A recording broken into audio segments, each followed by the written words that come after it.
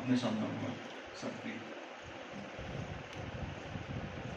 परम सम्माननीय प्राचार्य महोदया, आदरणीय समस्त शिक्षक साथियों, आप सभी को गुरु पूर्णिमा पर्व की मंगलमयी शुभकामनाएं।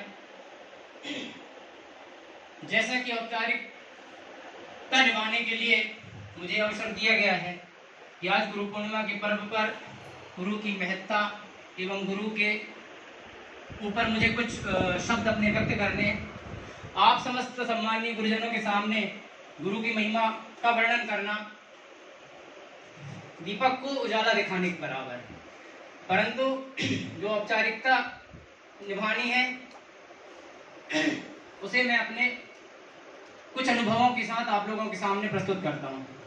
सर्वप्रथम गुरुर् ब्रह्मा गुरुर्विष्णु गुरुर्देवो महेश्वरा गुरु साक्षात परब्रह्म तस्मै श्री गुरुवे नमः।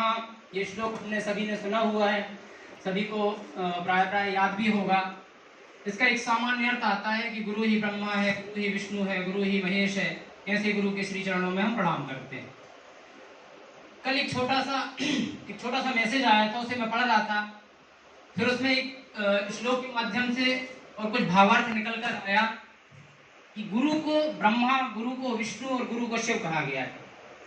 इन तीनों देवताओं को त्रिमूर्ति भी कहते हैं। त्रिमूर्ति का कार्य है, सबसे पहले ब्रह्मा जी की बात करें तो ब्रह्मा जी इस सृष्टि का निर्माण करते हैं।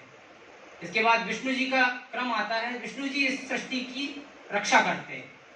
और अंत में आता है शिव जी का, कि शिव जी इस सृष्टि का संहार करते हैं, इसके दुर्गुणों को नाश करते हैं। इसी को हम गुरु से जोड़कर अगर देखें तो गुरु सबसे पहले एक सामान्य मनुष्य के अंदर गुणों को जन्म देता है। तो इसे हम उस दृष्टि से अगर देखें तो गुरु ने एक जीवन को नया स्वरूप दिया, जन्म दिया। इसके बाद रक्षा करने की बात आती है, विष्णु जी की बात आती है, विष्णु जी सृष्टि की रक्षा करते हैं। तो गुरु अपने शिष्य की दुर्गुणों से रक्षा करता है। इसके बाद संहार करने की बात आती है, जो शिव जी का कार्य है कि शिव जी सृष्टि का संहार करते हैं। जब सृष्टि में अनाचार हो जाता है, अत्याचार हो जाता है, दुराचार बढ़ जाता है, तो शिव जी को अपने तांडव के माध्यम से सृष्टि का संहार करना होता है। इसी प्रकार जब अपने शिष्य को दुर्गुणों में फंसा देखकर, अपने शिष्य को पतन की ओर जाता देखकर, गुरु उस कष्ट को, अपने शिष्य के दुर्गुणों को नष्ट कर देता है। कहने का तात्पर्य यह है कि सामान्य मनुष्य के अंदर जो गुणों का प्रादुर्भाव होता है वो गुरु का ही होता है। आज का पर्व है गुरु पूर्णिमा।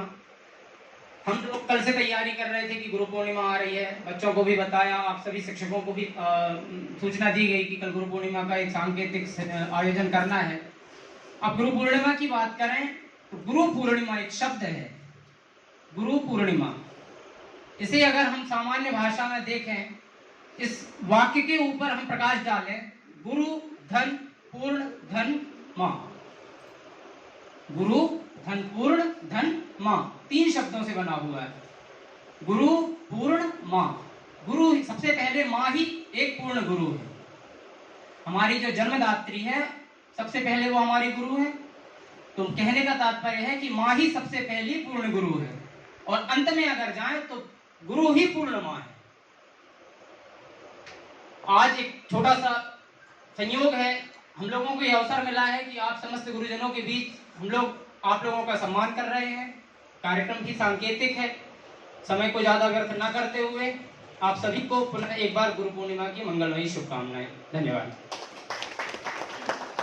धन्यवाद तिवारी सर, आपने बहुत ही विस्तृत रूप से गुरु पूर्णिमा के पर्व पर जो उसका महत्व है उसको बताया।